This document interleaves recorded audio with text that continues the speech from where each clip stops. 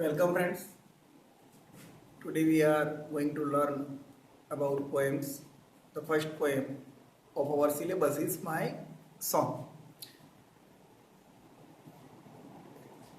It is written by Rabindranath Tagore. Here my song Rabindranath Tagore. Here are the talking about the song. And the song heal ever to the child. What is this? Say, this song of mine will mean its music around you, my child. Around you, like the fond arms of love. How are the arms? Fond. यानी कि प्रेमाळ हूंफ वाला हाथ. हेत भर्या मायाळू हाथ. એ મારું ગીત my song this song of mine આ મારું ગીત will mean it's music around you તારી આજુબાજુ એક એવી રીતે વીંટળાશે કે જાણે કોઈ હેત ભર્યા હાથ વીંટળાતા હોય. This song of mine will touch your forehead like a kiss of blessing. Like a kiss of blessing. આશીર્વાદ રૂપી ચુંબન જાણે કરતું હોય ને તને તેવો તારા કપાળે એક સ્પર્શ કરશે. એક ચુંબનની જેમ આશીર્વાદના એક ચુંબનની જેમ તારા કપાળને સ્પર્શ કરશે. When you are alone, it will sit by your side and whisper in your ear. અહીંયા બાળકને કહે છે કે મારું ગીત એ તને કેવી રીતે હૂંફ આપશે. When you are alone, જ્યારે તું એકલો હોઈશ ત્યારે શું કહે છે? It will sit by your side. તારી બાજુમાં એ આરામથી બેસશે. એન્ડ વિસ્પરીને તારા કાનમાં ધીમે ધીમે ગણગણશે.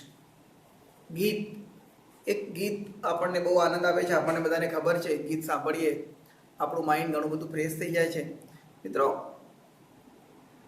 પણ 24 કલાક ગીતો ના સાંભળવાના. જીવનમાં there are many more things that surely need to in our life.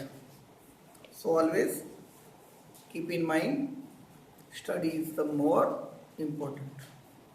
When you are in the crowd, એટલે કે જ્યારે તું ટોળામાં હોઈશ ત્યારે it will fence you about with aloofness. શું કહે છે? એટલે કે જ્યારે તું ટોળામાં હોઈશ ત્યારે અલુફનેસ તને ટોળાથી દૂર રાખીને તારું રક્ષણ કરશે. કોણ? મારું ગીત એકલો ગણગણ છે. My song will be like a pair of wings to your dreams. જો will be like a pair of wings, પાંખોની એક જોડની જેમ એ તારા સપનોને પાંખો આપશે. મારું ગીત છે તારા સપનાઓને પાંખો આપશે. અહીંયા ગીતનું કેટલું બધું મહત્વ સમજાવ્યું છે મિત્રો. It will transport your heart to the words of the unknown. શું કહે છે? It will transport your heart, એટલે કે તારા હૃદયને ટ્રાન્સપોર્ટ કરી લઈ જવું દૂર દૂર સુધી. The words of the unknown. વર્સ એટલે કિનારી. કેવી? અનનોન, અજ્ઞાત, જેની કોઈ સીમા નથી એવી છેક સુધી જગ્યાએ અજ્ઞાત સીમાઓ સુધી તારા હૃદયને એ લઈ જશે. કોણ? મારું ગીત. બહુ ડૂબી ન જવું આ ગીતમાં. It will be like the faithful star overhead when dark nights is over your road. શું કહે છે?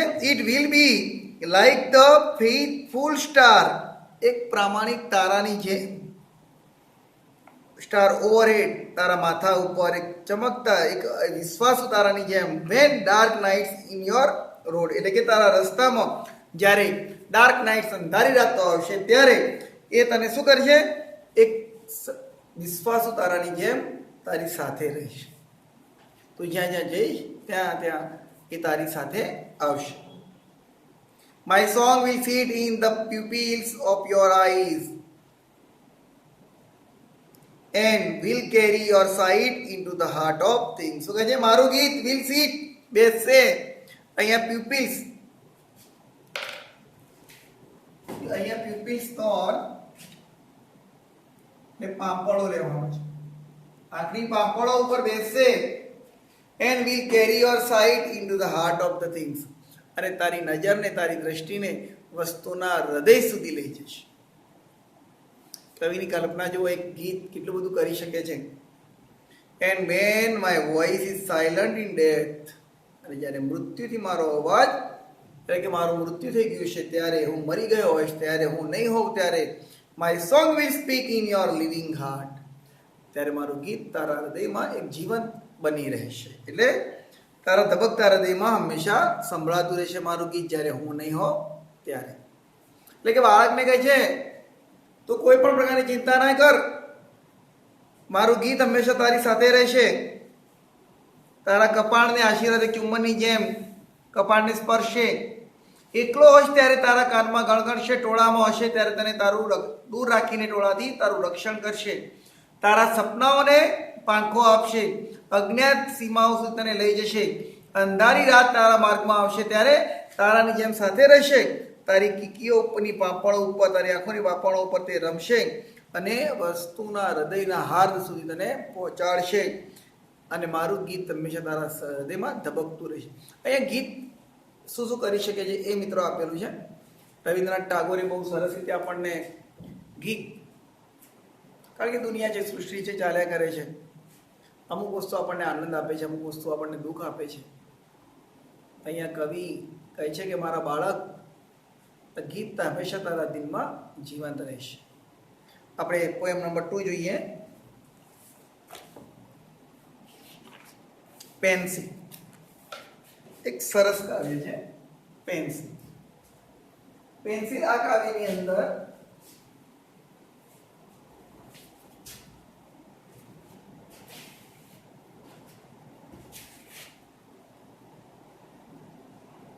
પેન્સિલ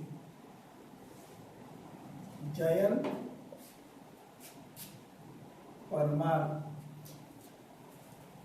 એણે બેદર બખ્તની કાવ્યમાંથી ટ્રાન્સલેટ કરેલું છે અહીંયા, બરાબર.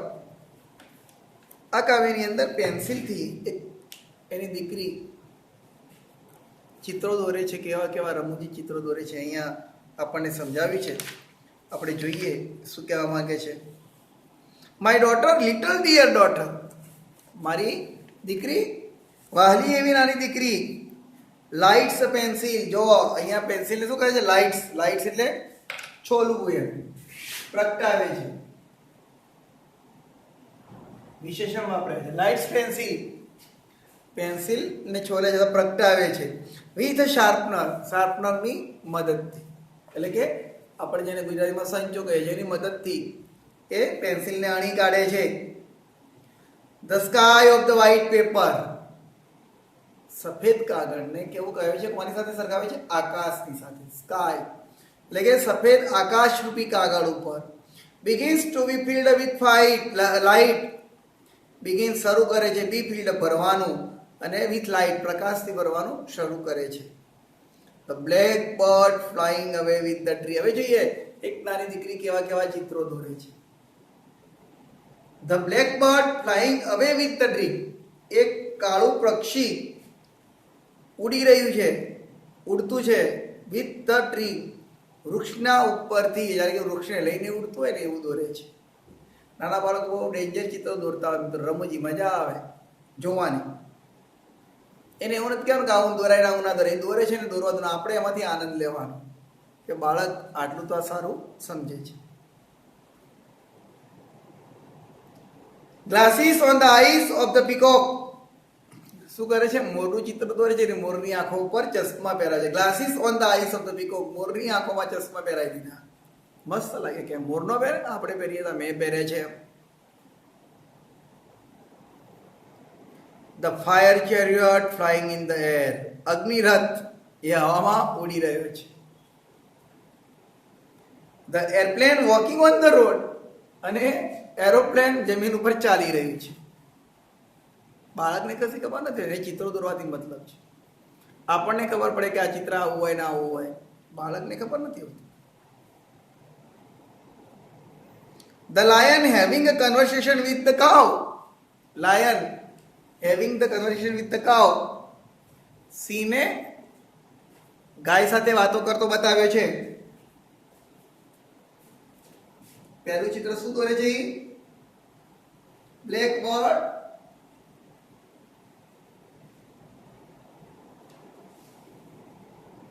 flying with the tree. બીજું ચિત્ર છે એનું glasses on the peacock.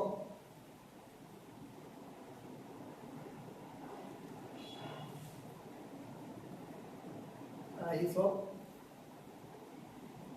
peacock. Then fire chariot flying in the air.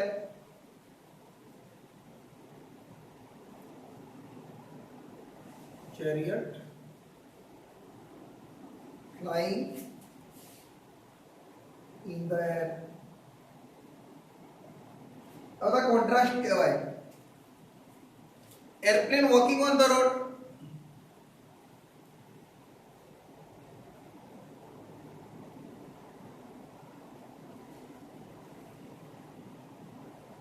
Walking on the road. The lion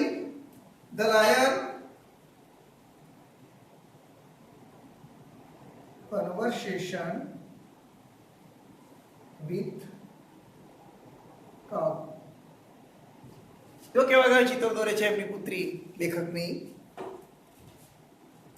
C ગાય સાથે વાત કરે છે. A one-eyed sun on the black tree. One-eyed sun એટલે કે એક આંખાવાળો સૂર્ય with a patch of cloud over it. એના ઉપર વાદળ જાણે થીગડું માર્યું હોય ને એવું વાદળ. A blue fish flying on the forehead of the cloud. એક બ્લુ કલરની ભૂરા રંગની માછલી જાણે કે વાદળોના કપાળ ઉપર થઈને ઉડી રહી હોય. The yellow butterfly swimming in the waterfall. અને પીળું પતંગિયું જાણે ધોધમાં તરી રહ્યું હોય. કેવા મસ્ત મસ્ત ચિત્રો દોરે છે મિત્રો. My darling daughter, મારી વહાલી એવી પુત્રી. In her ecstasy, in busy drawing. એના in her ecstasy એટલે અતિ આનંદ, અત્યાનંદની અંદર, વધુ આનંદની અંદર. ઇટ બીઝી ડ્રોઈંગ દોરવાની અંદર વ્યસ્ત, ચિત્રો દોરવામાં વ્યસ્ત છે. સ્ટ્રેન્જ પિક્ચર્સ કેવા વિચિત્ર ચિત્રો દોરવામાં વ્યસ્ત છે. In her ecstasy in busy drawing strange pictures. તે તેની નિત્યાનંદમાં, પોતાની મોજ મસ્તીમાં એક વિચિત્ર ચિત્રો દોરવામાં તે વ્યસ્ત છે. But when the school master gives her homework. એ વાત આવે છે આપણી. જ્યારે શાળાના શિક્ષક એને હોમવર્ક આપે છે ત્યારે માય ડાર્લિંગ ડોલ, મારી વહાલી એવી ઢીંગલી, breaks the tip of the pencil. Tip of the pencil, પેન્સિલની અણી તોડી નાખે છે. ઇન એંગર, ગુસ્સામાં એ પેન્સિલની અણી તોડી કાઢે છે. And the candle of the pencil is extinguished. અને પેન્સિલ ઓલવાઈ જાય છે. શરૂઆતમાં શું આપ્યું છે? Lights the pencil. Now extinguish the pencil એટલે કે પેન્સિલ ઓલવાઈ જાય છે. Only the smoke remains on the sky of the white paper. અને સફેદ કાગળ ઉપર માત્ર ધુમાડો રહી જાય છે. કેમ રહી જાય છે ધુમાડો? શિક્ષકે હોમવર્ક આપ્યું માટે. બરાબર. નાના બાળકોને ભાઈ શું આવું ચિત્રો દોરવું, રમવું, ફરવું, આવું બધું બહુ ગમતું હોય છે.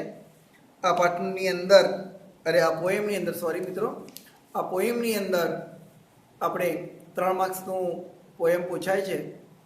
એટલે કે કાવ્ય પંક્તિ સ્ટાન્જા આપેલા હશે આપણને અને એના ઉપરથી પ્રશ્નોના જવાબ ગોતવાના છે મિત્રો. એ પણ બહુ સરળ પૂછાય છે.